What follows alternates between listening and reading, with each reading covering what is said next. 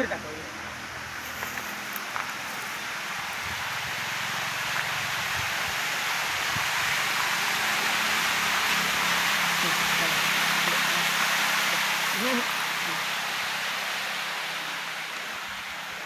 ही आहे ग्रामपंचायत शेतपळगडीचं पिण्याचं पाणी पुरवठ्याचा विहीर.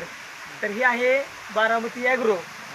त्यांना ग्रामपंचायत शेतपळगडीने पत्र दिलं की आम्हाला पिण्याच्या पाण्यासाठी आमची दयनीय अवस्था झालेली आहे.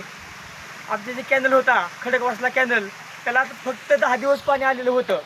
आणि 10 दिवस पाणी आल्यामुळे ह्या इंदापूर तालुक्यामध्ये जर हा फेब्रुवारी महिन्यामध्ये जर पिण्याच्या पाण्याची इतकी अवस्था असेल आणि वारंवार पत्र देऊनसुद्धा जे खडकवासल्याचे जे काही आपले अभियंता आहेत, पहिले कुराडे मॅडम होत्या, आता सोनवणे साहेब आहेत, त्याचप्रमाणे इंदापूरचे जे पंकज हुलसुरे आहेत त्यांनाही माझा फोन झाला. मी सामाजिक कार्यकर्ता भगवान खारतोडे की बाबा माझ्या इंदापूरला पिण्याचं पाणी आणि शेतीचं पाणी खूप गरजेचं आहे.